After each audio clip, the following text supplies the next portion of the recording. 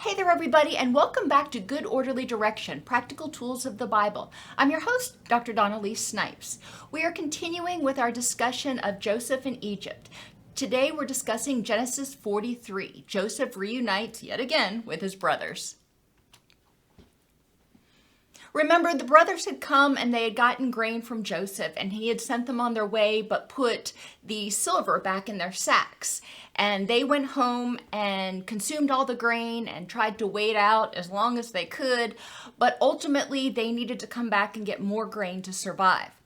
The famine was still severe. When they had eaten all the grain they got from Egypt, their father said, "Go back and buy more."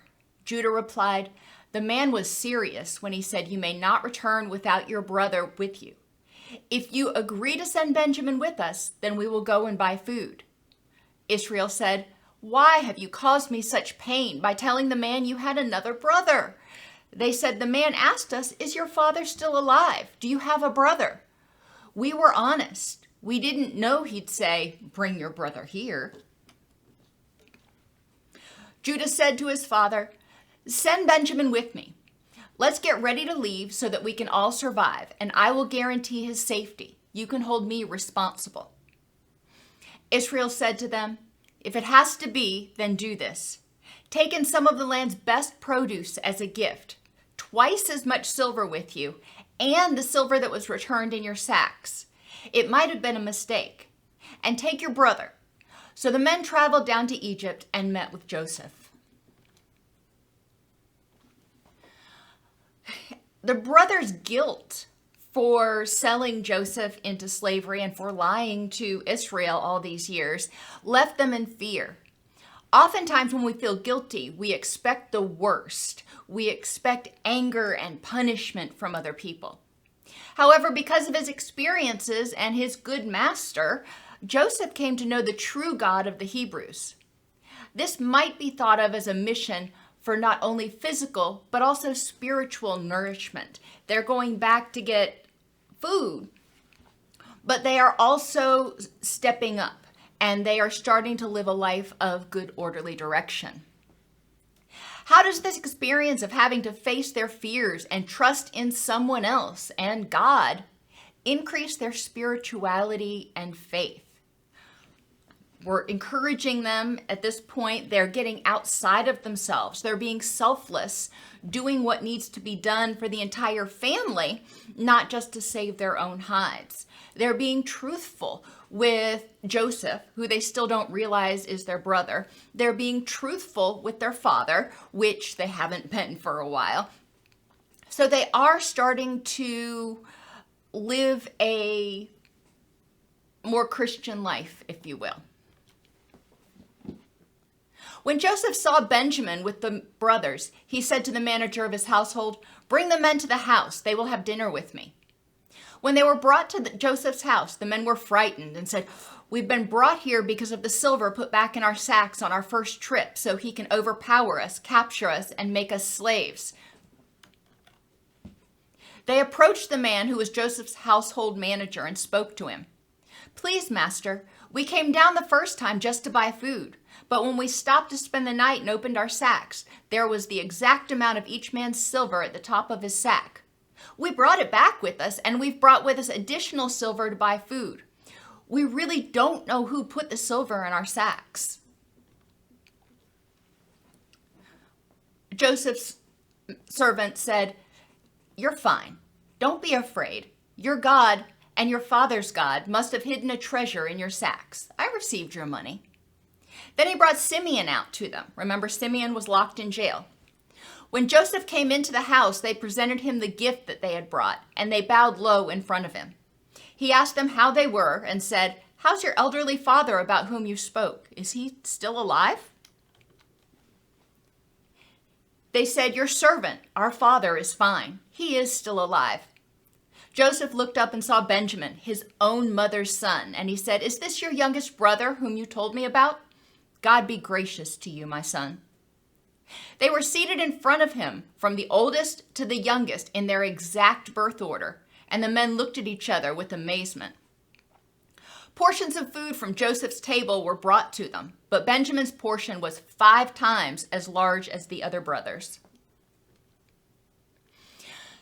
Since jealousy was the reason the brothers sold Joseph into slavery in the first place, Joseph again tests them to see if they will now be jealous of Benjamin. He gives Benjamin a blessing. He gives Benjamin 5 times more than he gives the other brothers.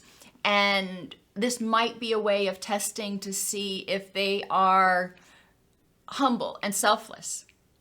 While we're called to be forgiving, that doesn't mean forgetting. Joseph made sure he and Benjamin would not again be taken advantage of. This might go back to enjoyment, being happy with what you have and recognizing the gifts instead of being resentful of what others have. Forgiveness means not tying your energy up in the past and nurturing something that happened and cannot be changed. It's the past all of a sudden.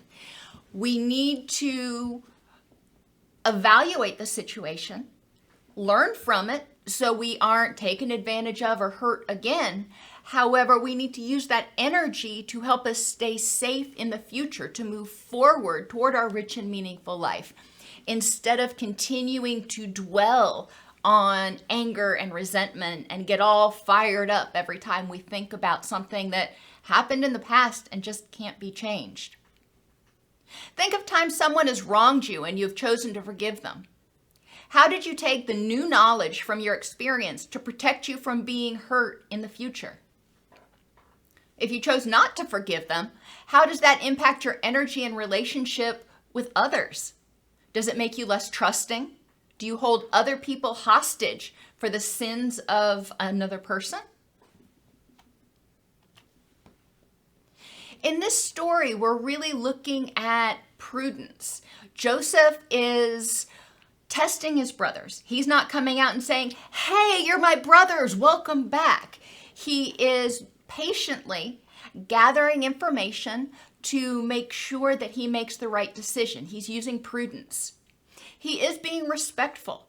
He is treating them as they deserve to be treated in the moment. He is not punishing them for what they did years and years ago. He is treating them with the respect that they deserve based on their behaviors in the present. They are being truthful with him, and to a certain extent, he's being truthful with them. Now, he is omitting who he is for the moment.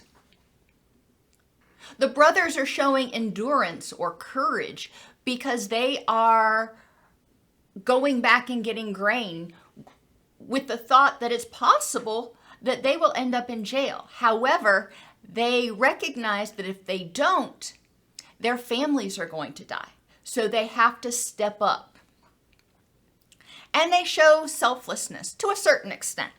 They are, again, stepping up and doing what they need to do for their father, for their wives, for their children, for their livestock.